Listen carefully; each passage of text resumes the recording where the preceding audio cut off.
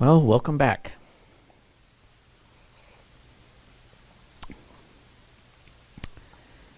Well, as they say, now the plot thickens. Chapter 7, A Day with the Beavers. While the two boys were whispering behind, both the girls suddenly cried, "Oh!" and stopped. "The robin!" cried Lucy. "The robin's flown away." And so it had, right out of their sight. "And now what do we do?" said Edmund, giving Peter a look which was as much to say, "What did I tell you?" "Shh! Look!" said Susan. "What?" said Peter. "There's something moving among the trees over there to the left." They all stared as hard as they could, and no one felt very comfortable. "There it goes again," said Susan presently. "I saw it this time too," said Peter. "It's still there. It's just gone behind that big tree." "What is it?" asked Lucy, trying very hard not to sound nervous. "Whatever it is," said Peter, "it's dodging us. It's something that doesn't want to be seen." "Let's go home," said Susan, and then, though nobody said it out loud, everyone suddenly realized the same fact that Edmund had whispered to Peter at the end of the very last chapter. They were lost. "What's it like?" said Lucy. It's a kind of animal," said Susan, and then, Look, quick, there it is." They all saw it this time. A whiskered, furry face, which had looked out at them from behind a tree. But this time it didn't immediately draw back. Instead, the animal put its paws against its mouth, just as humans put their finger on their lips when they are signaling you to be quiet. Then it disappeared again. The children all stood holding their breath. A moment later, the stranger came out from behind the tree, glancing all round as if it were afraid someone was watching, and said, "Hush!" Made signs to them to join it in the thicker bit of the wood from where it was standing, and then once more disappeared. "I know what it is," said Peter. "It's a beaver. I saw the tail." "It wants us to go with it," said Susan, "and it's warning us not to make a noise." "I know," said Peter. "The question is, are we going to or not? What do you think, Lou?" "I think it's a nice beaver," said Lucy. "Yes, but how do we know?" said Edmund. "Shan't we have to risk it?" said Susan. "I mean, it's no good just standing here, and I feel like I want some dinner." At this moment, the beaver again popped its head out from behind the tree and beckoned earnestly to them. "Come on," said Peter, "let's give it a try. All keep close together. We ought to be a match for one beaver if it turns out to be an enemy." So the children all got close together and walked up to the tree and behind it, and there, sure enough, they found the beaver. But it still drew back, saying to them in a hoarse, throaty whisper, "Further in! Come further in! Right in here! We're not safe in the open!" Only when it had led them to a dark spot where 4 trees grew so close together that the boughs met and the brown earth and pine needles could be seen underfoot because no snow had been able to fall there, did it begin to talk to them. "Are you the sons of Adam and daughters of Eve?" it said. "We're some of them," said Peter. "Shh," said the beaver. "Not so loud, please. We're not safe even here." "Why, who are you afraid of?" said Peter. "There's no one here but ourselves." "There are the trees," said the beaver. "They're always listening. Most of them are on our side, but there are trees that would betray us to her. You know who I mean," and it nodded its head several times. "If it comes to talking about sides," said Edmund, "how do we know you're a friend?" "Not meaning to be rude, Mr. Beaver," added Peter, "but, you see, we're strangers." Quite right," said the beaver. "Here's my token." With these words, it held up to them a little white object. They all looked at it in surprise, till suddenly Lucy said, "Oh, of course, it's my handkerchief, the one I gave to poor Mr. Tumnus." "That's right," said the beaver. "Poor fellow. He got wind of the arrest before it actually happened and handed this over to me. He said that if anything happened to him, I must meet you here and take you on to—" Here the beaver's voice sank into silence and gave 1 or 2 very mysterious nods. and signaling to the children to stand as close around as they possibly could, so their faces were actually tickled by his whiskers. It added in a low whisper, "They say Aslan is on the move. Perhaps has already landed." And now a very curious thing happened. None of the children knew who Aslan was any more than you do. But the moment the beaver had spoken these words, everyone felt quite different. Perhaps it has sometimes happened to you in a dream that someone would say something that you don't understand, but in the dream it feels as if it has some enormous meaning, either a terrifying one, which turns the whole dream into a nightmare, or else a lovely meaning, too lovely to put into words, which makes the dream so beautiful that you want to remember it all your life, and you're always wishing you could go into that dream again. It was like that now. At the name of Aslan, each one of the children felt something jump in its insides. Edmund felt a sensation of mysterious horror. Peter felt suddenly brave and adventurous. Susan felt as if some delicious smell or some delightful strain of music had just floated by her. And Lucy got the feeling you have when you wake up in the morning and realize that it's the beginning of the holidays or the beginning of summer. "And what about Mr. Tumnus?" said Lucy. "Where is he?" "Shh," said the beaver. "Not here. I must bring you where we can have a real talk, and also dinner." No one except Edmund felt any difficulty about trusting the beaver now, and everyone, including Edmund, was very glad to hear the word dinner.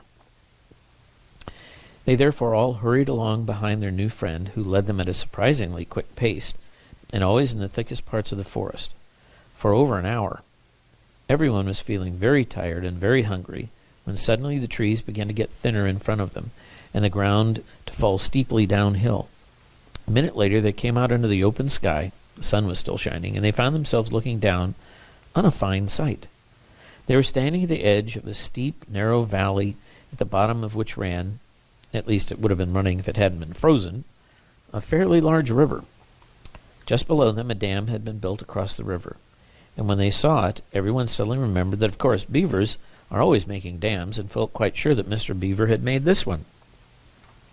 They also noticed that he now had a sort of modest expression on his face, the sort that people have when they're visiting a garden they've made or reading a story they've written. So it was only common politeness when Susan said, "What a lovely dam!" And Mr. Beaver didn't say, "Hush," this time, merely, merely a trifle, and it really isn't finished." Above the dam there was what ought to have been a deep pool, but was now, of course, a level floor of dark green ice. And below the dam, much lower down, was more ice. But instead of being smooth, this was all frozen into foamy and wavy shapes, in which the water had been rushing along at the very moment when the frost came. And where the water had been trickling over and spurting through the dam, there was now a glittering wall of icicles, as if the side of the dam had been covered all with flowers and wreaths and festooned with the purest sugar. And out of the middle, and partly on top of the dam, was a funny little house shaped rather like an enormous beehive, and from a hole in the roof, smoke going up, so that when you saw it, especially if you were hungry, you at once thought of cooking, and became hungrier than you were before. That was what the others chiefly noticed, but Edmund noticed something else. A little lower down the river there was another small river, which came down another small valley to join it, and looking up at that valley, Edmund could see two small hills, and he was almost sure that those were the hills which the White Witch had pointed out to him when he had parted from her at the lamp-post the other day. And then between them, he thought, must be her palace, only a mile off or less. And he thought about Turkish delight, and about being a king. "I wonder how Peter will like that," he asked himself. And horrible ideas came into his head. "Here we are," said Mr. Beaver, "and it looks as if Mrs. Beaver is expecting us. I'll lead the way, but be careful, don't slip." The top of the dam was wide enough to walk on, though not, for humans, a very nice place to walk, because it was covered with ice, and Though the frozen pool was level with it on the one side, there was a nasty drop to the lower river on the other. Along this route, Mr. Beaver led them in a single file, right out into the middle, where they could look a long way down the river, a long way up the river, and a long way down it. And when they had reached the middle, they were at the door of the house. "Here we are, Mrs. Beaver," said Mr. Beaver. "I found them. Here are the sons and daughters of Adam and Eve." And they all went in. The first thing Lucy noticed as she went in was a burring sound, and the first thing that she saw was a kind-looking old she-beaver sitting in the corner with a thread in her mouth, working busily at her sewing machine. And it was from that the sound came. She stopped her work and got up as soon as the children came in. "So you've come at last," she said, holding up both her old wrinkled paws. "At last!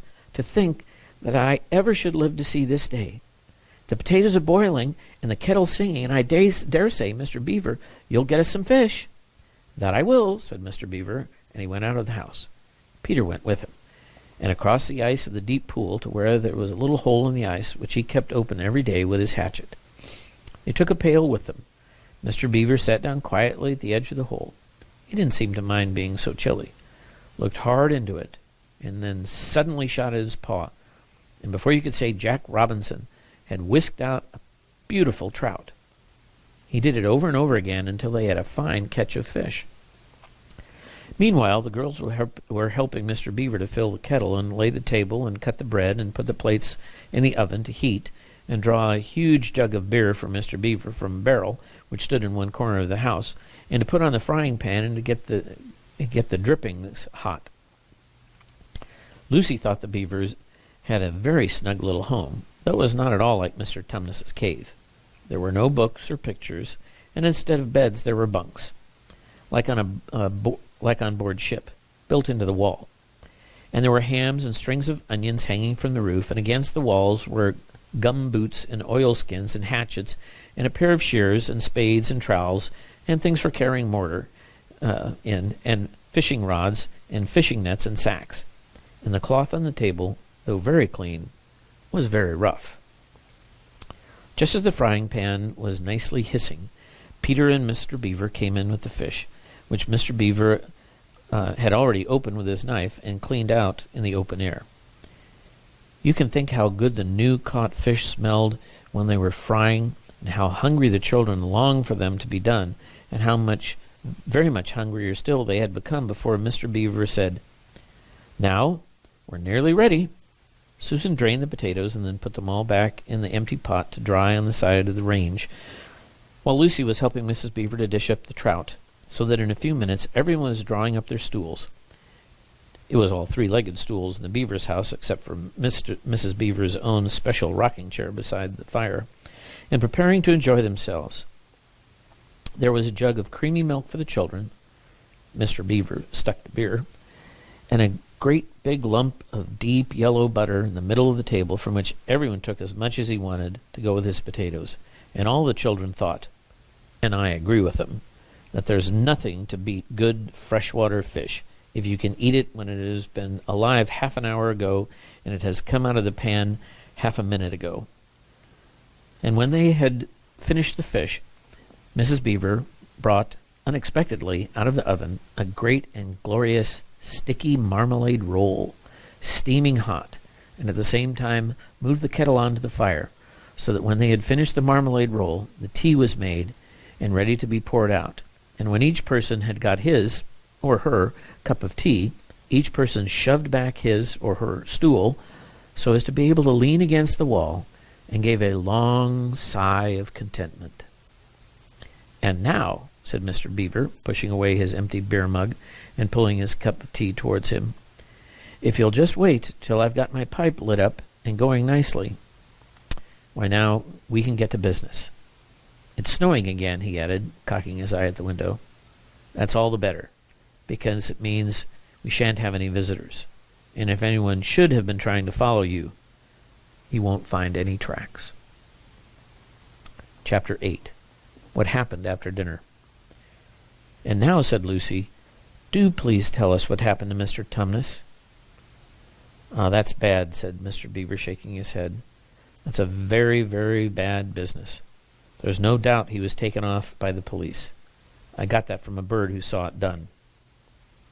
But where's he been taken to? Asked Lucy. Well, they were heading northwards when they were last seen, and we all know what that means. No, we don't, said Susan. Mr. Beaver shook his head in a very gloomy fashion. I'm afraid it means they were taking him to her house, he said. But what will they do to him, Mr. Beaver? Gasped Lucy. Well, said Mr. Beaver, you can't exactly say for sure. But there's not many taken in there that ever comes out again. Statues. All full of statues, they say. In the courtyard and up the stairs and in the hall. People she's turned, and he paused and shuddered, turned into stone. But Mr. Beaver, said Lucy, we can't. We must do something to save him. It's too dreadful, and it's all on my account. I don't doubt you'd save him if you could, dearie, said Mrs. Beaver, but you've no chance of getting into that house against her will, and ever coming out alive. Couldn't we have some stratagem, said Peter? Couldn't we dress up or something, or pretend to be, peddlers or anything, or watch till she's gone out, or hang it all, there must be some way. This fawn saved my sister at his own risk, Mr. Beaver. We can't just leave him to have that done to him. It's no good, son of Adam, said Mr. Beaver. No good you're trying, of all people. But now that Aslan is on the move. Oh, yes, tell us about Aslan, said several voices at once, for once again the strange feeling, like the first signs of spring, like good news, had come over them. Who is Aslan? Said Susan. Aslan? Said Mr. Beaver. Why, you don't know? He's the king. He's the lord of the whole wood, but not often here, you understand. Never in my time or my father's time. But the word has reached us that he has come back. He is in Narnia at this moment. He'll settle the White Queen all right. It is he, not you, who will save Mr. Tumnus. She won't turn him into stone too? Said Edmund. Lord love you, son of Adam, what a simple thing to say, answered Mr. Beaver with a great laugh. Turn him into stone? If she can stand on her 2 feet and look him in the face, it'll be the most she can do, and more than I expect of her. No. He'll put all things to right, as it says in an old rhyme in these parts. Wrong will be right when Aslan comes in sight. At the sound of his roar, sorrows will be no more. When he bares his teeth, winter meets its death. And when he shakes his mane, we shall have spring again. You'll understand when you see him. But shall we see him? Said Lucy. Why, daughter of Eve, that's what I've brought you here for. I'm to lead you to where you shall meet him, said Mr. Beaver. Is he a man? Said Lucy. Aslan a man, said Mr. Beaver sternly. Certainly not. I tell you, he is the king of the wood and the son of the great emperor beyond the sea. Don't you know who is the king of the beasts? Aslan is a lion. The lion. The great lion. Ooh, said Susan. I thought he was a man. Is he quite safe? I shall feel rather nervous about meeting a lion. That you will, dearie, and no mistake, said Mrs. Beaver. If there's anyone who can appear before Aslan without their knees knocking, they're either braver than most, or else just silly. Then he isn't safe, said Lucy. Safe? Said Mr. Beaver. Don't you hear what Mrs. Beaver tells you? Who said anything about safe? Of course he isn't safe. But he's good. He's the king, I tell you. I'm longing to see him, said Peter, even if I do feel frightened when it comes to the point.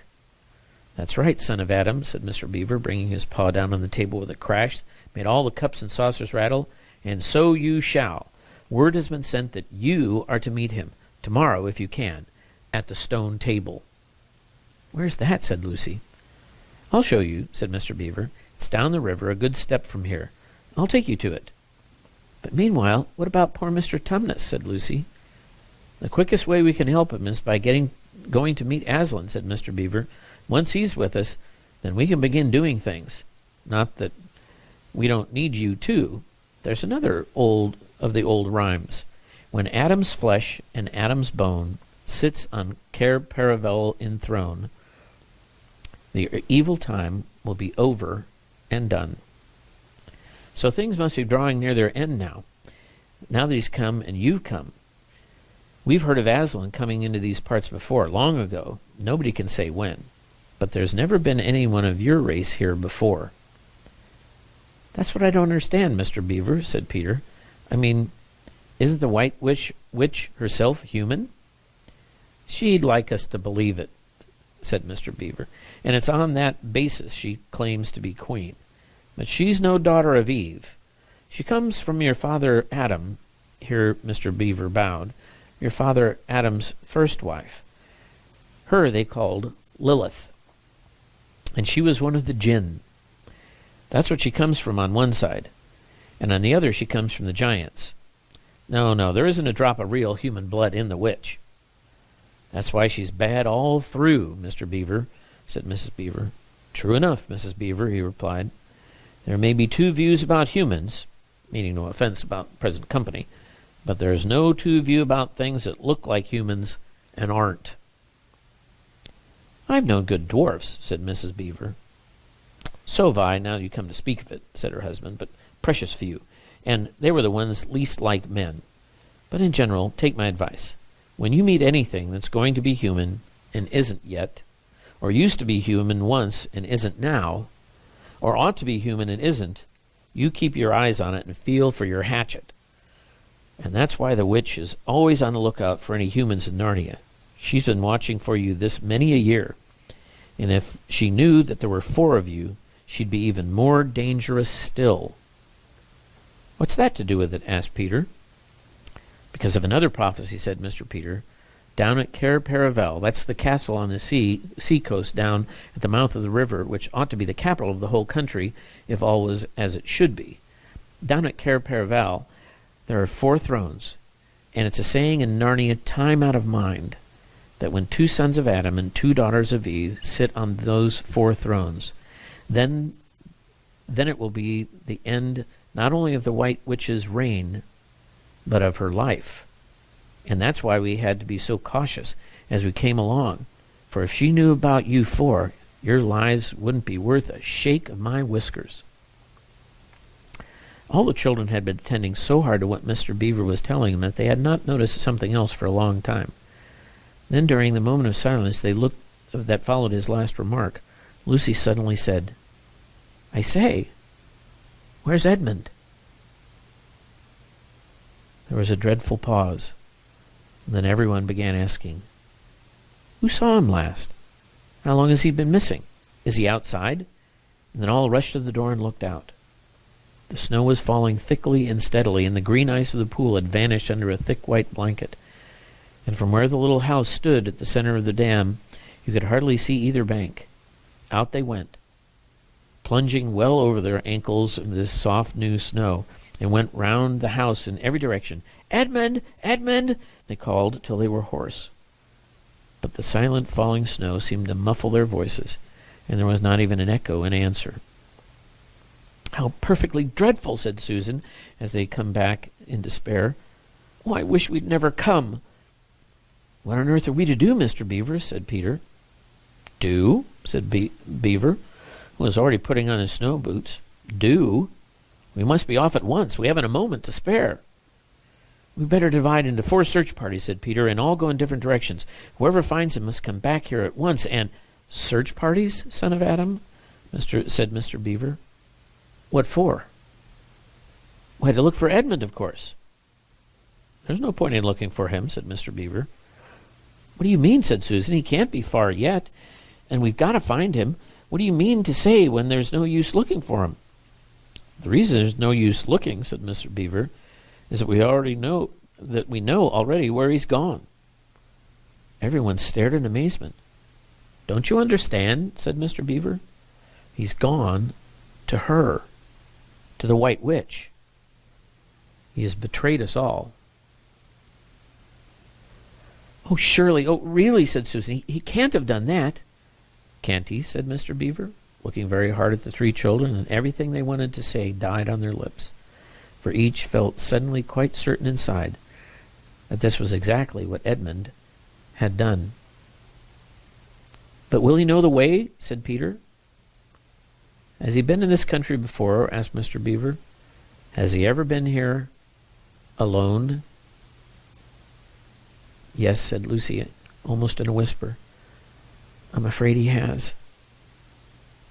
And did he tell you what he had done, or who he'd met? Well, no, he didn't, said Lucy. Then mark my words, said Mr. Beaver. He has already met the White Witch, and joined her side, and been told where she lives. I didn't like to mention it before, he being your brother and all, but the moment I set eyes on that brother of yours, I said to myself, treacherous. He had the look of someone who has been with the witch and eaten her food. You can always tell them if you've lived long in Narnia. Something about their eyes. All the same, said Peter in a rather choking sort of voice, we're still going to have to go and look for him. He's our brother after all, even if he is rather a little beast. And he's only a kid. Go to the witch's house, said Mrs. Beaver. Don't you see that the only chance of saving either him or yourselves is to keep away from her? How do you mean? Said Lucy. Why, all she wants is to get all four of you. She's thinking all the time of those 4 thrones at Cair Paravel. Once you were all 4 inside her house, her job would be done. And there'd be 4 new statues in her collection before you'd had time to speak. But she'll keep him alive as long as he's the only one she's got, because she'll want to use him as a decoy, as bait, to catch the rest of you with. Oh, can no one help us? Wailed Lucy. Only Aslan, said Mr. Beaver. We must go on and meet him. That's our only chance now. It seems to me, my dears, said Mrs. Beaver, that it is very important to know just when he slipped away. How much he can tell her depends on how much he heard. For instance, had we started talking about Aslan before he left? If not, then we may do very well, for she won't know that Aslan has come to Narnia, or even that we're meeting him, and will be quite off her guard as far as that is concerned. I don't remember his being here when we were talking about Aslan, began Peter, but Lucy interrupted him. Oh, yes, he was, she said miserably. Don't you remember? It was he who asked whether the witch couldn't turn Aslan into stone, too. So he did, by Jove, said Peter. Just the sort of thing he would say, too. Worse and worse, said Mr. Beaver, and the next thing is this. Was he still here when I told you the place for meeting Aslan was the stone table? And of course no one knew the answer to this question. Because if he was, continued Mr. Beaver, then she'll simply sledge down to in that direction and get between us and the stone table and catch us on our way. In fact, we shall be cut off from Aslan. But that isn't what she'll do first, said Mrs. Beaver. Not if I know her. The moment that Edmund tells her that we're all here, she'll set out to catch us this very night. And if he's been gone about half an hour, she'll be here in about another 20 minutes. You're right, Mrs. Beaver, said her husband. We must all get away from here. There's not a moment to lose. That's the end of chapter 8. Hope you're enjoying the story. I know I am. And join us again. We'll be going on.